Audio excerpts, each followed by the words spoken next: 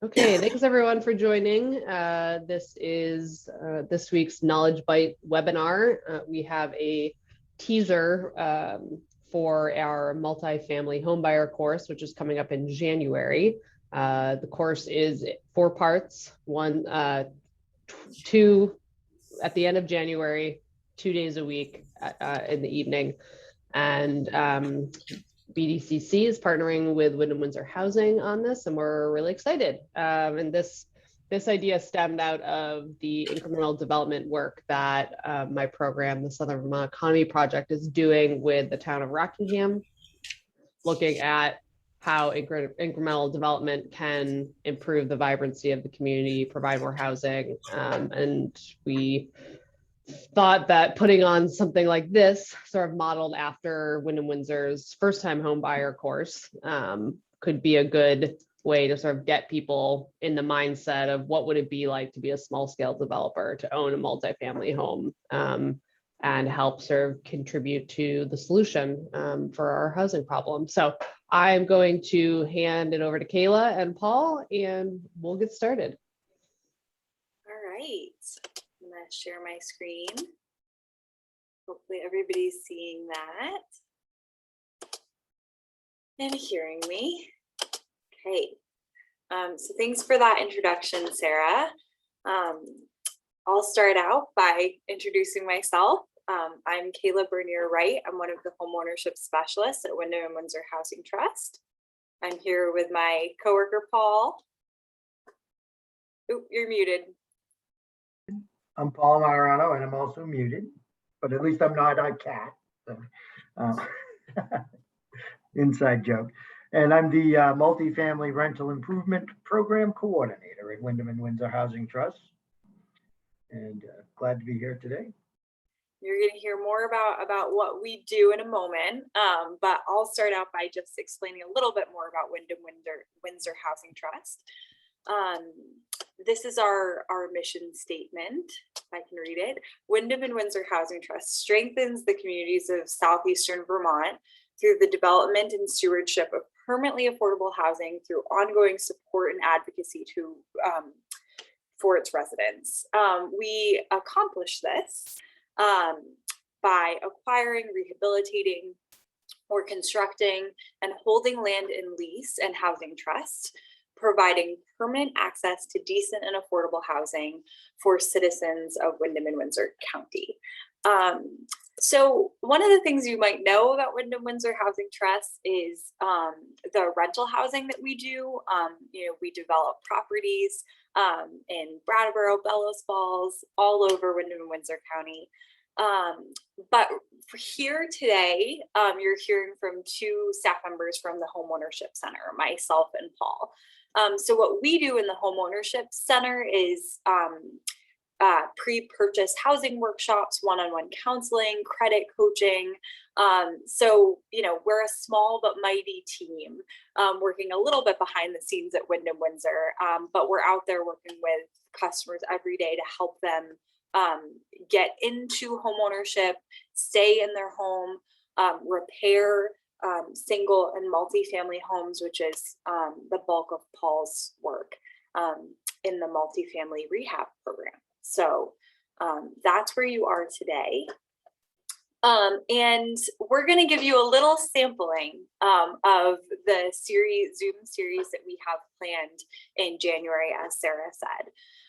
So we really hope you'll sign up for the whole series and that this teaser will pique your interest, because we definitely will not be covering even a fraction of what we're going to talk about in January, but we will try to pique your interest with some of the topics.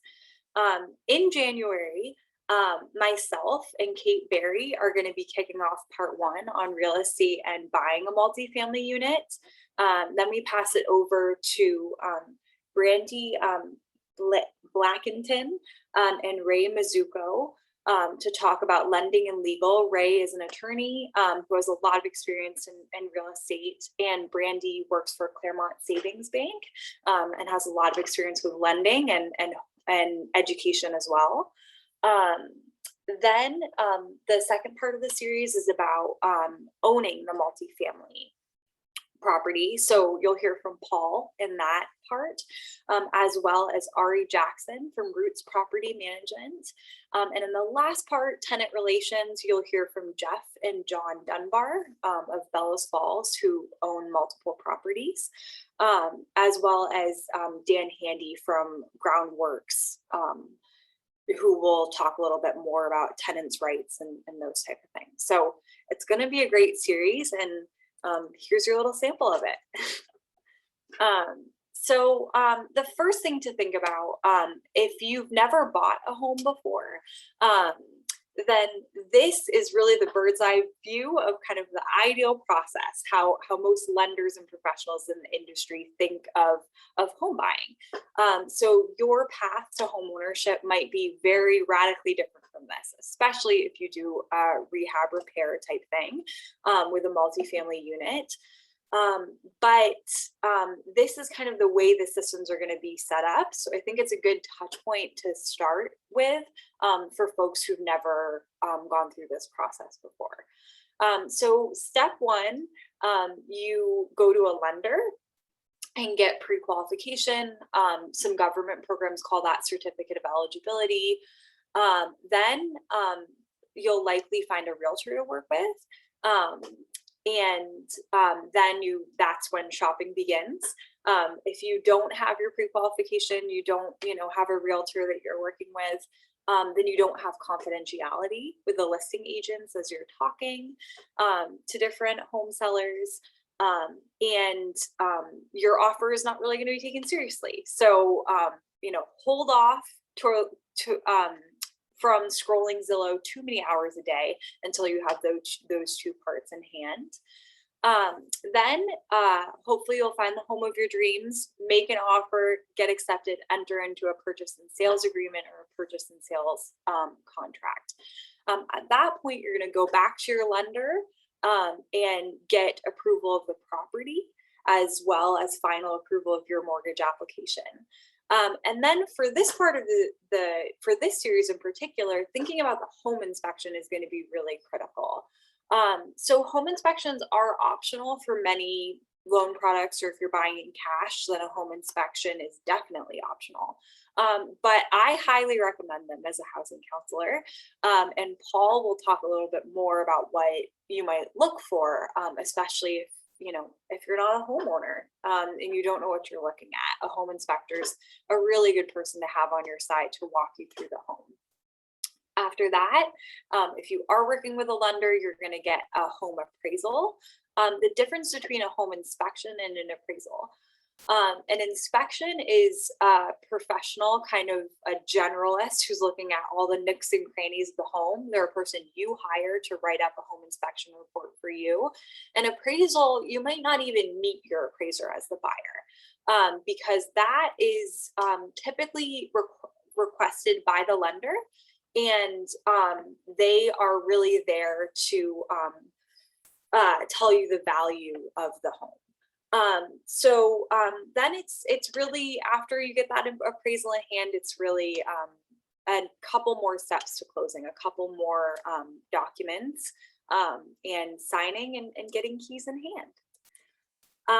So, if you've never bought a home, here's some quick tips to kind of what the mortgage application process will look like. They're going to look at your income, your credit scores, your savings, and your debt ratio. So that's a really quick snapshot of that. And then the last thing I'll go over really quickly is just if you're looking at a multifamily unit, there are some programs for you where you don't have to have necessarily a perfect credit score or the full 20% down. So FHA is a first-time homebuyers program that's where you can have a lower credit score. You can have up to 4 units, and it has a popular purchase and renovation option. A conventional loan, that's shorthand for just a Fannie Mae or a Freddie Mac. Just any bank or lender really can give you a conventional loan. And that option might be good if you are not looking to be owner occupied. That might be a good option for you. A portfolio loan is a loan where when you go get the mortgage and the mortgage is serviced, it's the same company. So the mortgage is serviced in-house. It can be a more local option. A lot of credit unions in the area offer portfolio loans. A VA loan is for veterans or active duty service members and their family. VHFA is a Vermont specific program that does allow some multifamily owner occupied units, and they have up to 10,000 available in down payment and closing cost assistance.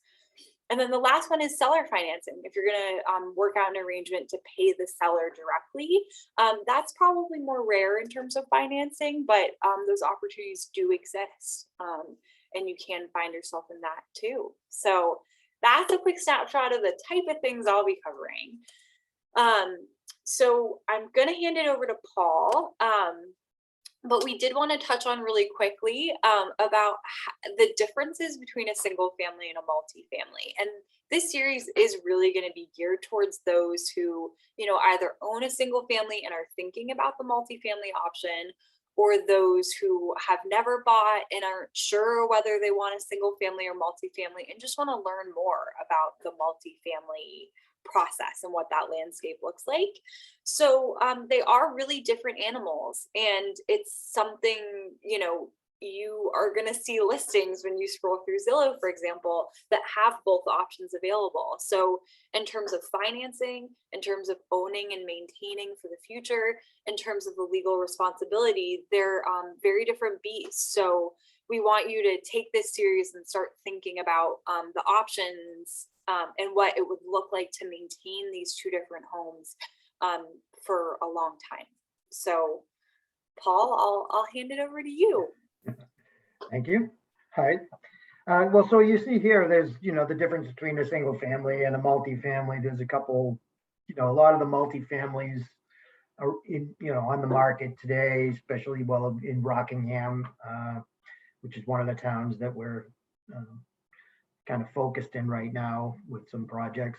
A lot of them, one of the big differences, you can look right here at the two pictures and you can see the single family home has a yard, it's got a little space around it. And so, like deciding whether you want a multifamily or a single family, the first order of business might be, what is it if I'm going to occupy this home? What is it that I have to, you want to really try to figure out what your needs are. And so, trying to do a little bit of, we're going to talk a little bit about what's in the market here, and what's, what is available. Just looking at these two houses, they don't look like they're in very bad shape. But not all multifamilies look like this. You could say this is one that might be a turnkey investment or something like that. Are you planning on living there or not? Are you going to be able to do the work on it if it needs work? So let's take a look at the next slide.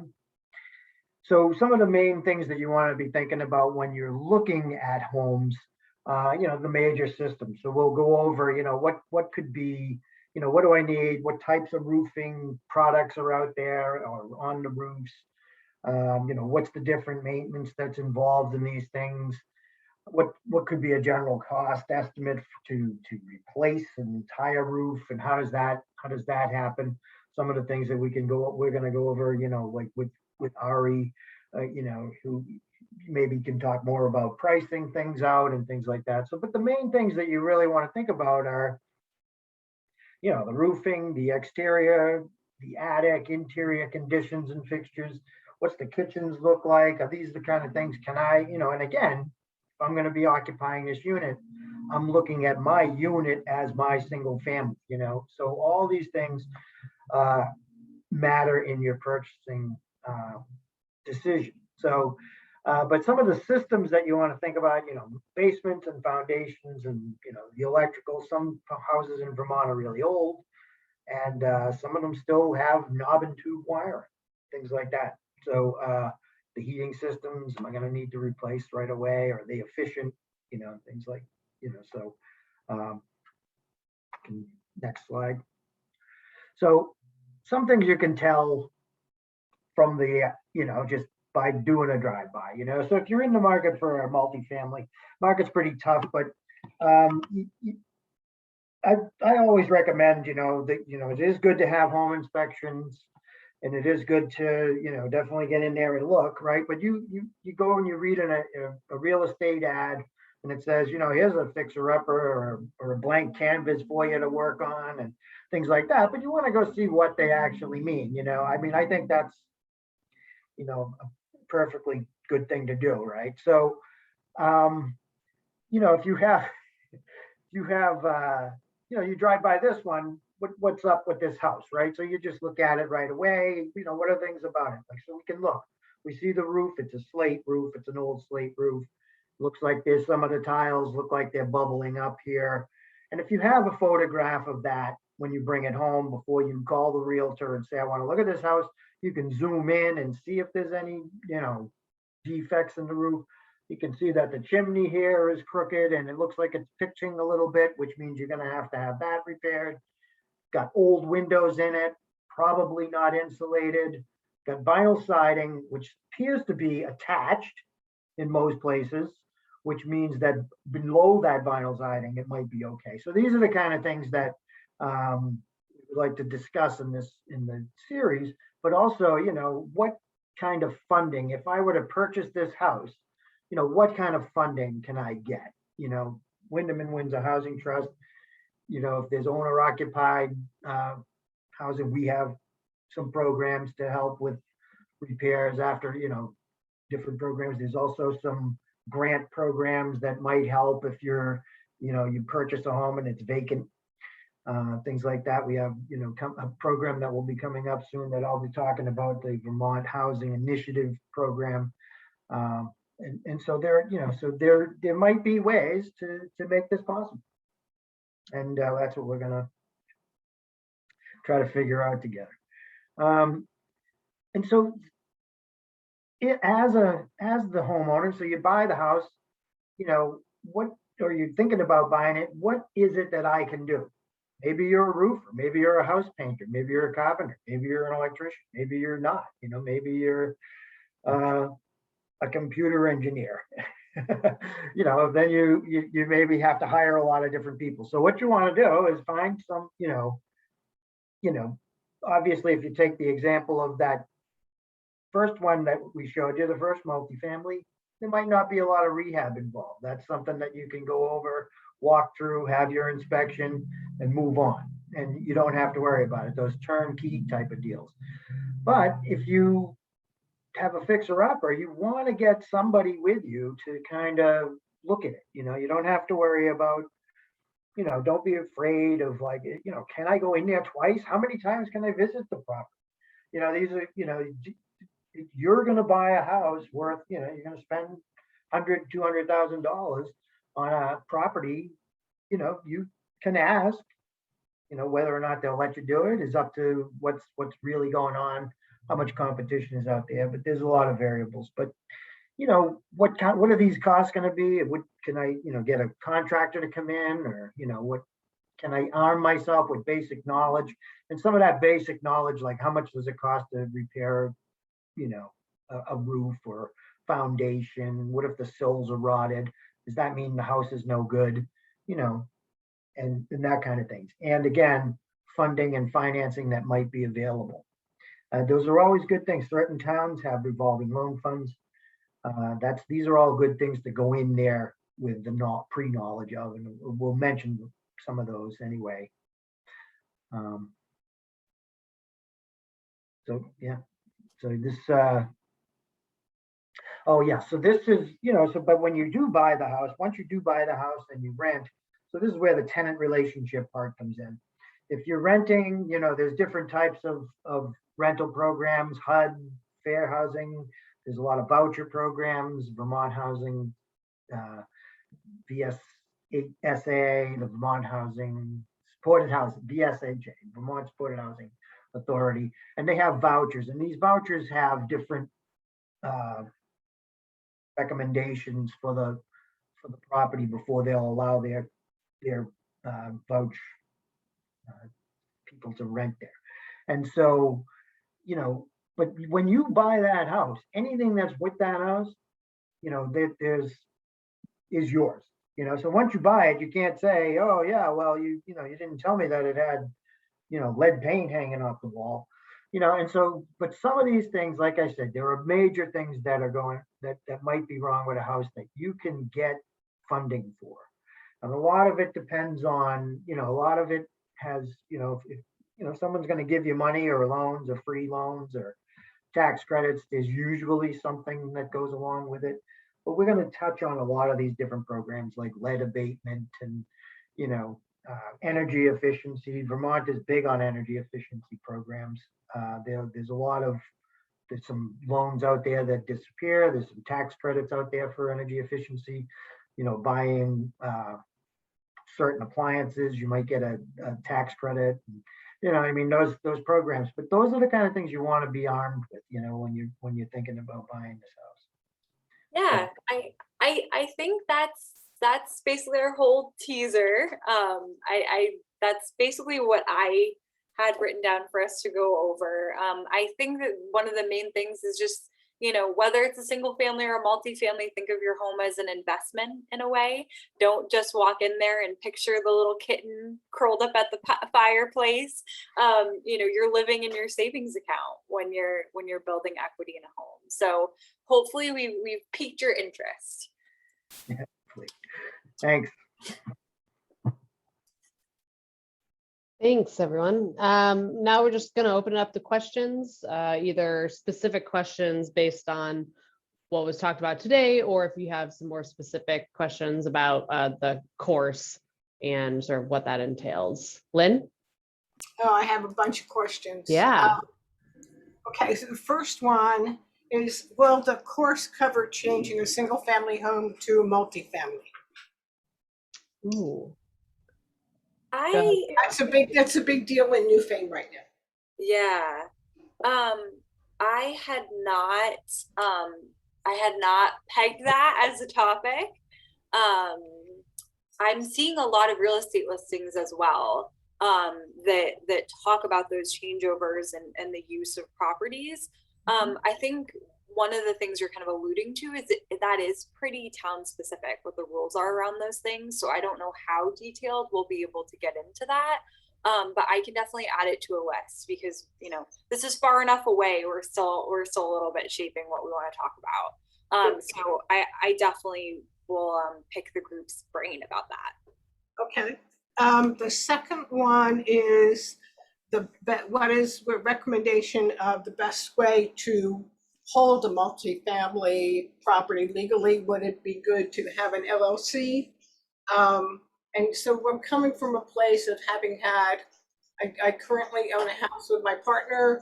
I've owned a house a number of times, different houses. She owns rental property. And so we've gone through a lot of the basics that Paul went through, which was they're really good for somebody who's never done this before. So what would be the recommendation of the holding for doing that legally? And then another one is, if my daughter's out here in Vermont now, she sold her last house, say 4 or 5 years ago. Does she still qualify for a first-time home buyer, or what are the years there? How long does it have to be since you've owned a house? Okay, yeah, I will tackle those in order. Paul, if you have anything to add. Yeah. You want to go first or? Sure. Yeah, I'll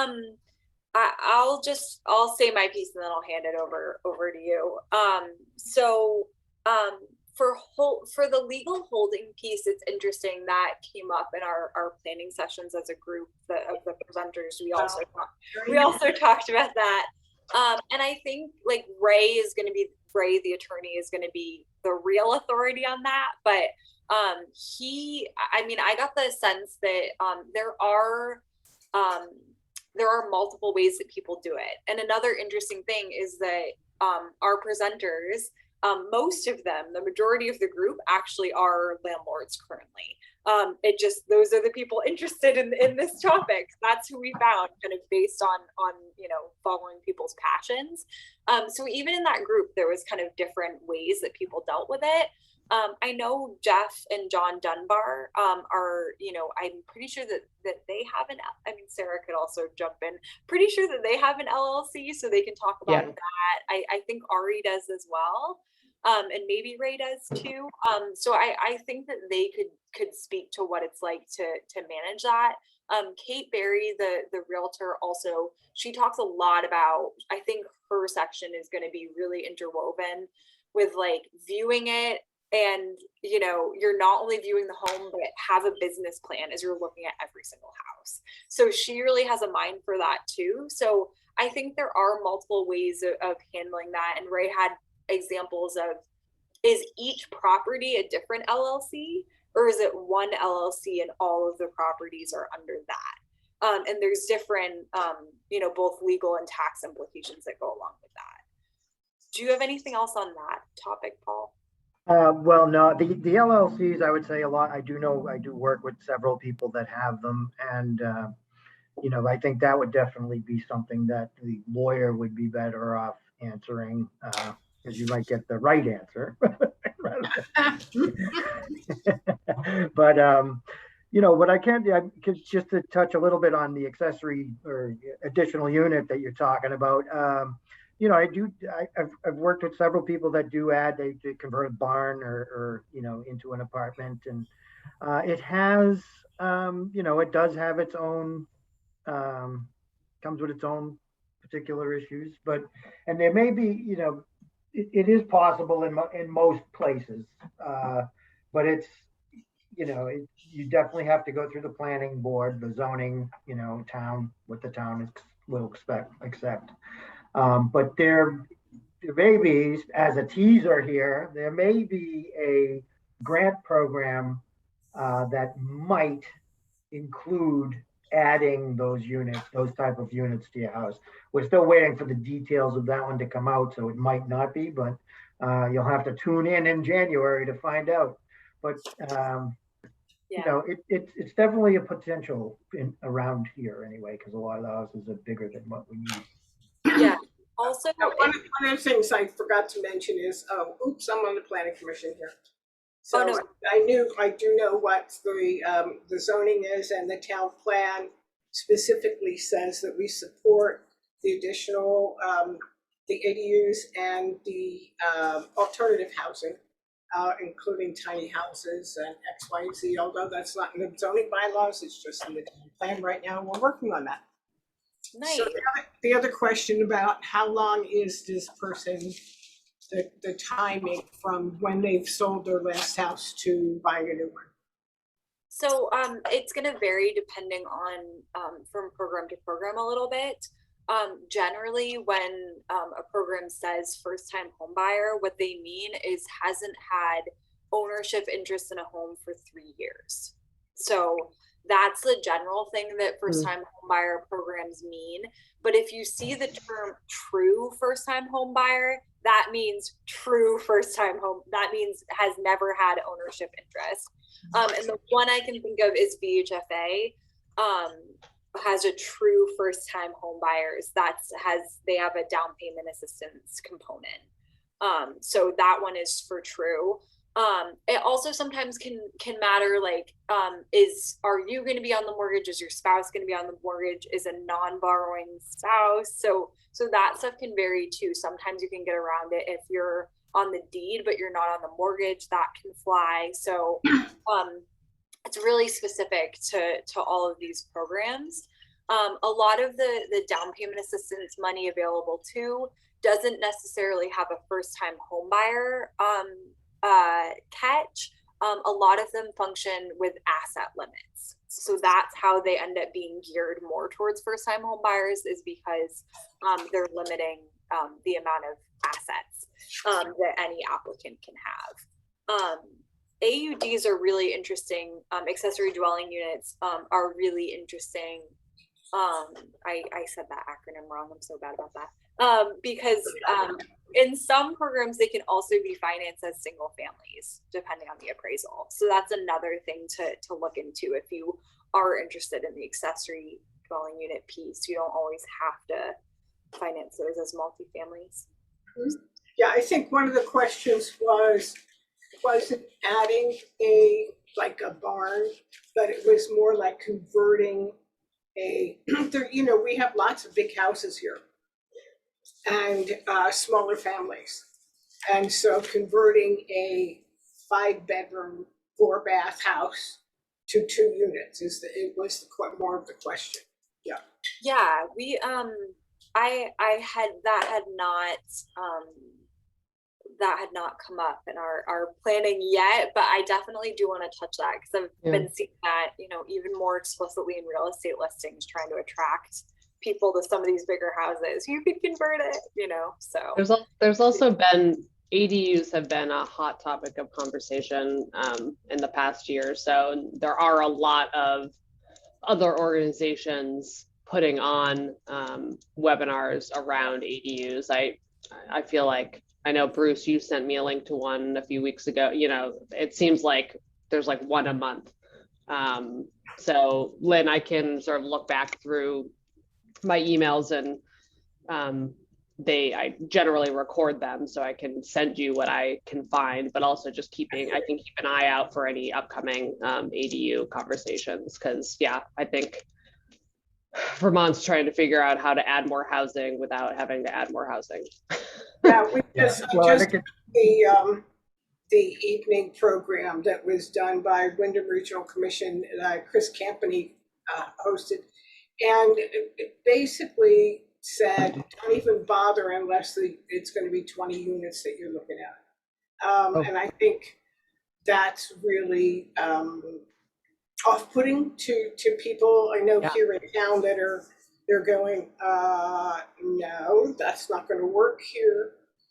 So it was a little disappointing that was the focus. So we'll see what the next one is. I think it's next week, what WRC has for us. Yeah, and that was a particular funding mechanism, with the low-income tax credit. But Paul did tease about the VHIP program, and we don't know the exact details, but I am pretty sure converting a 1-family into a 2-family and adding an ADU to an existing building will fly, and you'll be able to get a grant of up to $30,000 per unit. So, Bruce, can I be in touch with you, Bruce? Please do. Yeah. We want to get people on our mailing list. So you could put your email in the chat, and copy it over, and get you on our mailing list. I can do that. Yeah. Great. Thank you. I could tell you from a construction perspective, anything can be done. It's a matter of how much it's going to cost. So it's like programming. But also some of the considerations that you might have to think about is it's huge in development, water, in towns, basically water and sewer. How far out does that go? But also on individual houses, if you're septic, you might have to consider a whole new septic system or water system to make it into a 2-family unit. If you got a well, a dug well, or a drilled well, and you only have maybe a 600, or because the old septic units used to go by number of bedrooms, and it was less in size. So if you convert it into a 2 units, it depends on the town. So that is it's one of those things that the town, again, the planning boards and the towns but there is a code, a plumbing code that Vermont does go by, and you can probably find information in there too. So we'll also talk a little bit about codes, even though codes can be a little bit different in each town. Yeah, we're definitely, the focus of this series is going to be towards that first time, smaller scale development, a lot of topics about owner occupied, the benefits and drawbacks of that. So Definitely not going to be talking about developing 30. I don't think. I don't think that's in our mind for No, that. probably not. So one of the other, one of the other things that came up when, I think when it's talking about what do you need to do when you need to get pre-qualified and then you need to have your realtor.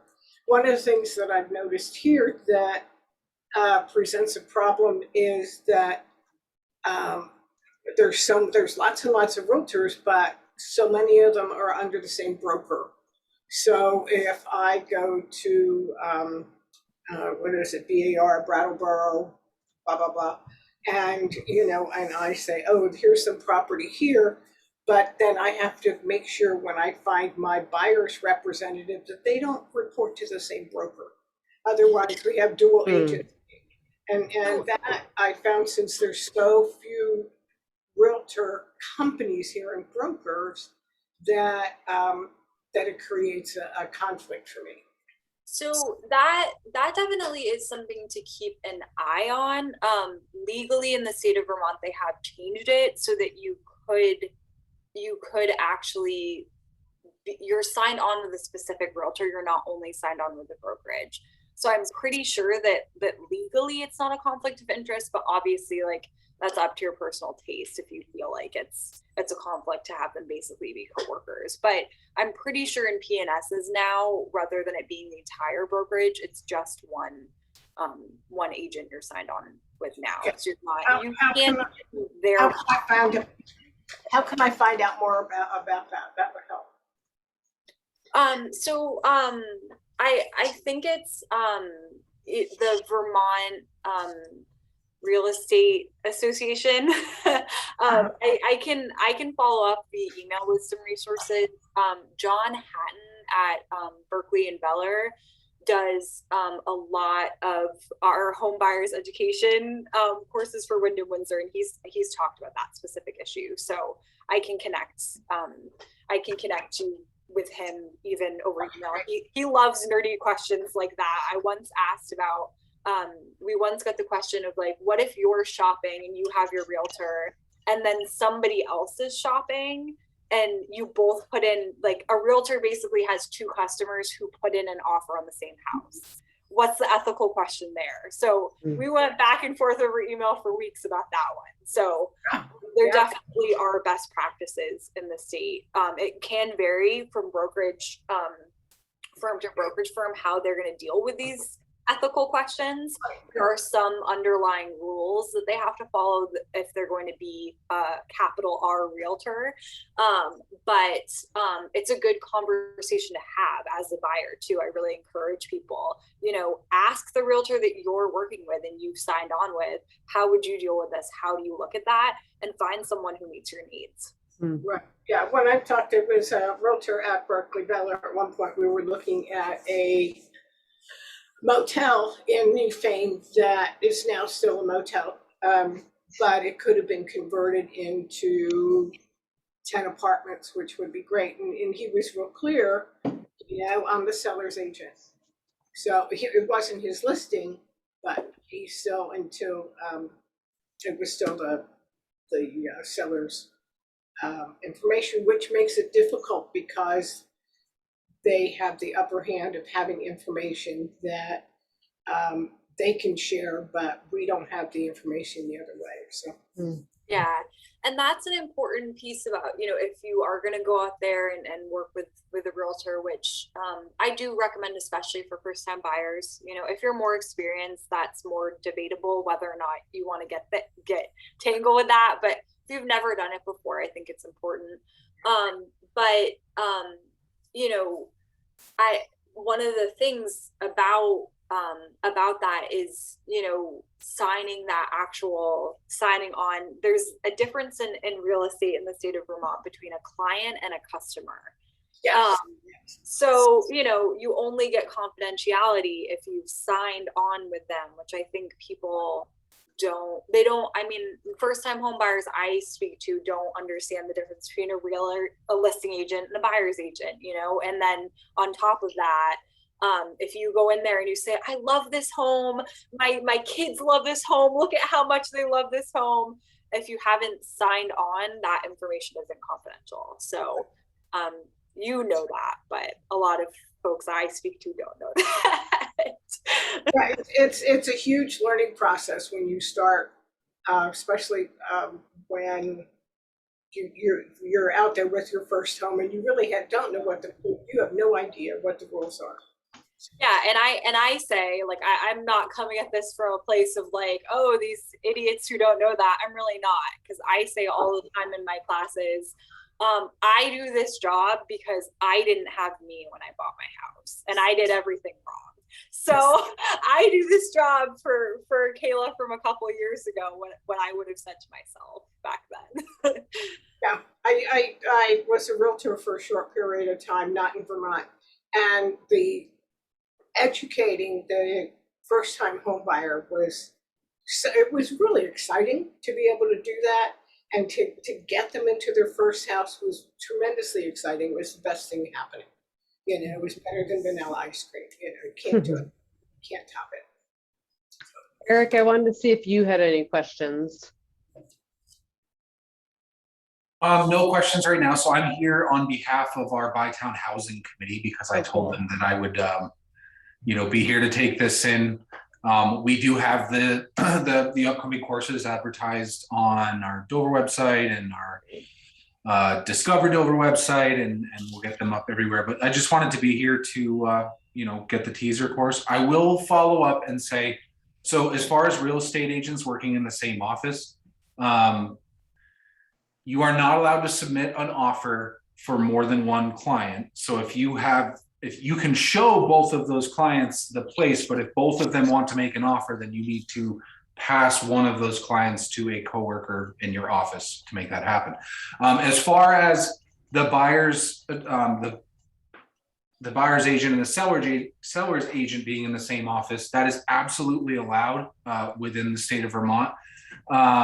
The biggest thing when you're getting into a situation like that is to talk to them about when they put the purchase and sale together to include that attorney review, because what that does is allow that document to go to the attorney, before it's finally signed and approved, to make sure that there's nothing, sketchy going on in the brokerage, as you're making the purchase and sale and things like that. So we're definitely, like I said, trying to get as many people to come and check out this class in January as we possibly can, and excited to learn more. And Eric, Thank you for that clarity. Eric, you said who you represent, and I missed that. Oh, I'm the Economic Development Director for the town of Dover, Vermont, and I am here on behalf of, we have a group called the Bytown Economic Development Committee, which consists of members from Dover and Wilmington, and one of our subcommittees is for housing, of which I am the chair. So I am here, representing that group and collecting information. And like I said, just trying to convince as many people as I can to come and check out the course. That's great. As the ARPA money's coming through, there's a lot of conversation about Newfane working with our neighbor towns for things. So I like that. It was a Bytown. The Bytown Economic Development Committee, and I am happy to speak over that way as well, as my house is actually in Newfane. So I'm happy to. I recognize the name. Yeah. There you go. Okay. All right. Thank you. No problem. Great. Thanks, Eric. Kayla, Paul, any last words before we sign off? I'll just say that, I know there's questions from experienced people in real estate, but, I'm sure there'll be questions from others, and we welcome any questions from anyone that has them. And so there's a lot of information, and this is a teaser, and this even going over what we're going to go over is probably going to be minimal. And so you'll have questions. We're going to leave a lot of space for those questions. I think we've got a third of each section is going to be for questions and answers. And so, I encourage you to check it out if you're in the market as a first-time home buyer, and we want to get people involved in their communities. And this is a good way to do it. If you're a multifamily homeowner and you live in it, owner-occupied units are a great thing, and there are actual funding opportunities for them particularly, which is also. For if we started working on this right now, before the January course, who do we work with in the Windham Windsor Housing Trust, WWHT? Yeah. Sorry, Bruce, On were what? you jumping in? Yeah, I could jump in. I'm Bruce. I'm the director of home ownership with Windham and Windsor Housing Trust. So then I just need to clarify your question. Get started on like. If we started working on this now, and we wanted to know more about, say we go, okay, well, everything's kind of calmed down. We're ready to start looking again. We've been over in Bellows Falls and did the drive-through, and there were a lot of houses. We went, oh my God, we can see what needs to get done there. But it doesn't mean it wouldn't have been good rental. It was, we don't know what's available to assist a potential buyer with the repairs, with those kinds of things, to convert something or to get it marketable for renters. So if we were going to start working on that before January 18th, is there, Paul, are you the person that we would get a hold of? Well, I mean, you could, but what the first thing I would do is I would check, once you're on that list, I would be the one that ends up being your point of contact anyway for any kind of grants like that are available. But the first thing I would do is one of the bigger things around is like, revolving loan funds. But you could contact if if it's going to be an owner occupied, like I said, there's a whole program, the Green Mountain Home Repair Program that Windham and Windsor Housing Trust has. And that is, it's a loan program with a small grant, comes with a housing specialist and someone to help you to run over, like what some of the issues that you have in your house. So, I mean, I would suggest going to our website and seeing the different programs that are available at There's our website. Yeah, the website's there, Home Matters Here. And, if you did want to email me with a specific question, feel free. If I can't answer it, I'll try to pop it off to someone who I think can. So. Yeah. I think that you've got the team here, Kayla and Paul. Kayla can work on, some that kind of the things she covered, and Paul will be kind of the building guy, and between the team we'll figure out needed, if there are financing programs appropriate to whatever you're looking at. That'd be great. That'd be great, because we actually were out a few months ago. I think it might have been in the early spring. We started looking this, and then our granddaughter moved in, and then they had a baby, and so we've been busy with other things. Housing can wait. All right. Well, I think that's it. That's all my questions. Thank you so much for doing this. I'm looking forward to it, and I'd be real happy to publicize the upcoming January program training for anybody that's interested in who looks at stuff going on in Newfane. Yeah, Great. Lynn, I can send you a poster or a PDF that was at the end of Kayla's presentation, so you can share by email or print it out, put it up at the town office or something like that, whatever makes the most sense. Okay, that's great. I'll put it on Facebook. Perfect. Okay. All right. Wonderful. Thank you so much. Thanks so much, everyone. Yeah, thank you. Thank you.